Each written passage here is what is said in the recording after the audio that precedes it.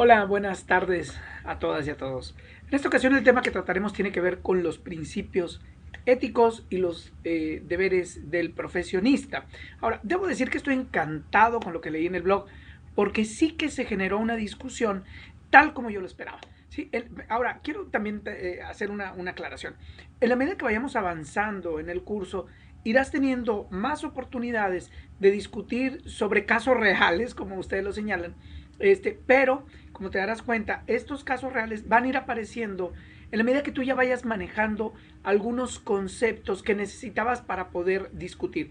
Porque, como ya lo he dicho a lo largo del curso, no se trata de que nada más opinemos desde nuestras intuiciones o desde nuestros prejuicios, etcétera. ¿Sí? ¿No? De lo que se trata es que ustedes, y justamente por lo que vi en el blog, pues vayan avanzando a paso firme en el manejo de ciertos conceptos. Entonces, dicho lo dicho, quisiera realizar algunas precisiones de carácter conceptual que surgen con motivo de algunos comentarios que yo vi en el blog. Ahora, la pregunta que vertebró la discusión en este espacio fue muy simple. ¿Usarías información que proviene de una fuente desconocida? ¿Sí? O si, como dijo en uno de tus compañeros, en los negocios, decía él, y en el amor no hay reglas, ¿no? Y por lo tanto todo se vale. Entonces yo quiero preguntarte, ¿qué pasaría si la procedencia de esa información fuera ilícita? Es decir, que la información que te llegó es el resultado de un robo. Pues la ventaja de utilizar una metodología para la toma de decisiones éticas es que nos permite superar, como te decía hace un momento, nuestros prejuicios, nuestro desconocimiento y entre otras y otras tantas cosas más, algunas emociones que nos conducen a actuar de manera precipitada. Les quisiera compartir tres comentarios que se discutieron en el blog y que me llamaron mucho la atención. El primero de ellos decía, mi postura, y tiene que ver con esto que señalé hace rato, mi postura en este caso es simple, dice, en los negocios y en el amor no hay reglas, todo se vale.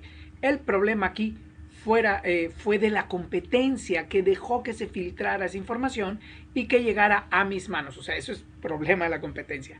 Y ese tipo de errores, dice este compañero de ustedes, pues no se perdonan en la vida, ¿no? Aunque suene un poco rudo, agregaba, así se manejan los negocios, bueno, al menos los buenos negocios. Y este es, digamos, la cereza del pastel, los buenos negocios. Voy a ir a otro comentario.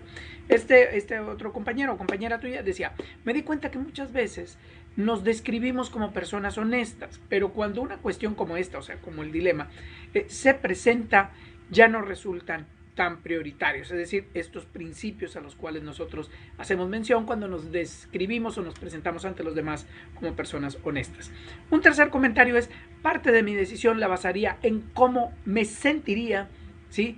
Una vez que lo hiciera, sabiendo que no es un mérito propio y que además estoy afectando directamente a una persona directa como es o como lo es, como lo pudiera ser la familia. Otro comentario, un cuarto comentario es, los ideales serían devolver esta información o borrarla para que nadie tenga acceso a ella. Todas estas opiniones, aunque muy interesantes ciertamente, requieren ser matizadas desde la teoría para que puedan ser éticamente válidas. Esto no quiere decir que vayan a perder su valor práctico, ¿no? Ojo con esto, el que las abordemos desde la teoría no quiere decir que dejen de ser prácticas, porque nada más práctico, como dice el sitio común, sí que una buena teoría. Ahora, bueno, vamos iniciando poniendo el acento sobre cuál es el deber, sí, que sería tu deber. Y una vez que definamos este deber, voy a proceder a tratar esto que tiene que ver con los principios éticos, es decir, con los puntos de partida que posibilitan que el actuar profesional no se desvíe de aquello que los clientes, las organizaciones de la sociedad civil, los colegios de profesionistas y la sociedad en general considera deseable, justo, correcto, incluso bueno. En este caso, la disyuntiva o el dilema moral propiamente fue usar o no una información confidencial, ¿sí? De la competencia que a todas luces fue tomada sin el consentimiento de dicha organización. ¿Qué hacer ante este dilema? Si la tomo con el fin de poder posicionarme por encima de mis competidores y de ganar una parte del mercado, podría obviamente meterme yo en un problema legal y daría la espalda a los ideales organizacionales, rompiendo con ello pues algunas de las obligaciones que tengo con la compañía para la cual trabajo. La otra alternativa pues es no hacer uso de la información con el fin de no traicionarme a mí mismo o a mí misma y no meterme en un problema legal por si alguien llegara a darse cuenta de ello. Esto, lo cual va a ser prácticamente muy seguro, considerando que quienes compiten siempre van siguiéndose los pasos. Ahora, ¿qué hacer ante esta disyuntiva, ante este dilema ético? Dado que la complejidad del problema, dada la complejidad, perdón, del problema, conviene pensar en torno a cada uno de los pasos del método, ya que cuando nos va la libertad de por medio, ¿sí? La intuición aquí no tendría cabida. ¿Qué nos dice el método? Pues miren, el método en lo que se refiere a las obligaciones, ¿sí? Tiene que ver con esto. Dice, el análisis tiene que considerar la dimensión relacional, contractual y legal. Insisto, cuando hablas de las obligaciones, el análisis que tú tienes que hacer tiene que considerar lo relacional, lo contractual y lo legal. Preguntarte si las personas con las cuales te relacionas podrían confiar en ti porque saben que eres capaz de seguir las normas o saben que eres capaz de cumplir con los acuerdos, con los pactos de cualquier tipo. O si en el contrato no hay alguna cláusula que hable sobre la confidencialidad de la información que debes o que puedes manejar en la organización, o bien de los procedimientos o de los acuerdos que se toman en la organización. Es decir, todos los acuerdos, todos los procedimientos son ventilables con el público en general o con miembros que no pertenezcan a la organización, o bien si el marco legal, también te tienes que preguntar, considera como sancionable el hacer uso de información confidencial sin autorización de su propietario, ¿sí? Entonces, uno, voltear alrededor a ver las personas con las cuales te relacionas,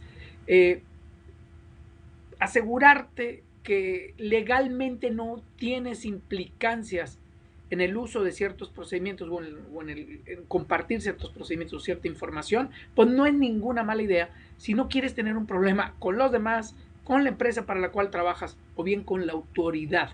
En este sentido, y me refiero a la autoridad judicial, en este sentido entonces creo que la convicción de este compañero tuyo de que en los negocios todo se vale, así como en los deportes, él dice todo se vale, no creo que sea correcto ni rentable. ¿Por qué? Porque también en los deportes hay reglas que si se rompen o que el jugador o el competidor que la rompa, pues puede salir del partido o incluso quedar descalificado para toda la temporada. Lo mismo sucede con las organizaciones, ¿no? Hay empresas que deciden romper las reglas, romper las normas y terminan saliendo del mercado o bien la autoridad en ocasiones las llega a multar de tal modo que, pues, que prácticamente las quiebra. Ahora, con relación a los ideales, quisiera hacer una precisión.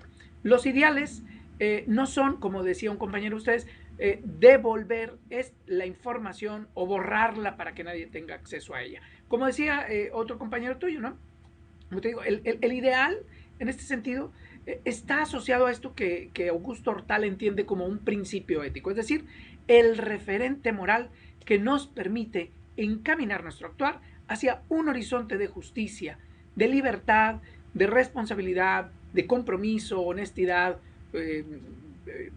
de beneficencia, por mencionar solo algunos. En este caso, entonces, los ideales serían el horizonte hacia el cual todo empleado de la organización debe dirigirse. Por ejemplo, aquí cabría preguntarse, ¿mi organización espera de mí que en todo momento y ante cualquier circunstancia yo actúe de modo honesto? ¿Sí? De modo responsable ante los efectos que puedan generar mis decisiones o mi forma de actuar, ¿no? Entonces, es importante que tú pienses en la obviedad de la respuesta a este par de preguntas que te acabo de hacer. Pero la respuesta es obvia. Sí, cualquier empresa que te vea o que note tu entusiasmo por romper las reglas, pues en contra de la competencia y que vea que tú tienes una estrategia para hacerlo, no tiene por qué dudar de que llegado el momento, si así te conviene, también lo vas a hacer en contra de la propia organización o para la cual trabajas. Ahora vamos a los efectos. ¿Se gana más de lo que se pierde en caso de que alguien descubra que se hizo uso de esa información? Si la respuesta es sí, es decir, más allá de las demandas, de las multas, etcétera, entonces puedes arriesgarte a romper tus obligaciones contractuales y también darle la espalda a tus principios o ideales éticos, ¿verdad? Incluso también los de la organización. El problema es que no siempre sale bien librado uno de asumir este riesgo. ¿Qué sería entonces lo éticamente legítimo en este caso? Decidir, como ya lo hemos venido diciendo, sin renunciar a los bienes internos de tu actividad profesional.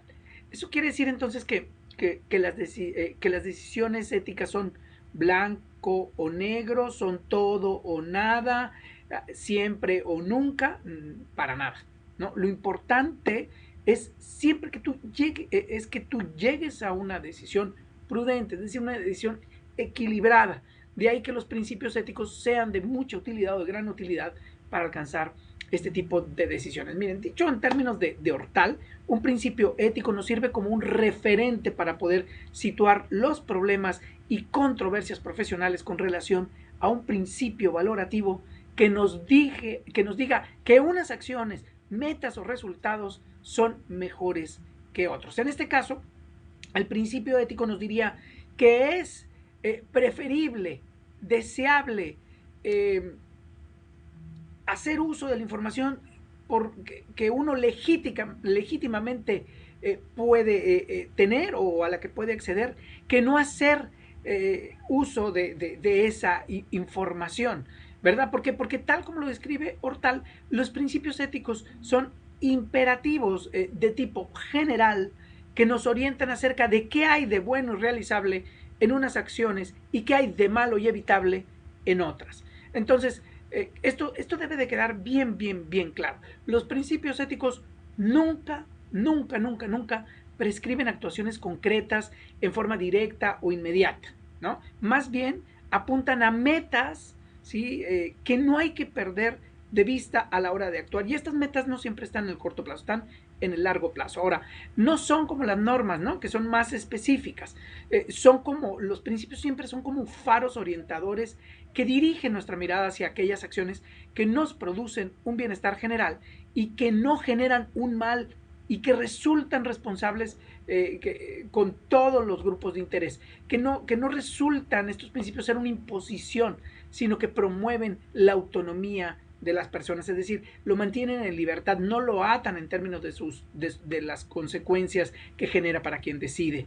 Entonces, estos últimos rasgos valiosos del actuar humano, como el bienestar, la no maleficencia, la autonomía, la responsabilidad, el respeto a los demás, además de ser los principios básicos de la ética profesional, se convierten siempre en los referentes con los cuales un profesionista pasa de ser un técnico u experto a un buen profesional, ¿no? Un buen deportista, un buen empresario, es decir, alguien capaz de hacer valer la razón de ser de su actividad profesional sin anteponer los bienes externos que puede obtener a través de esta. Bien, nos vemos hasta la próxima.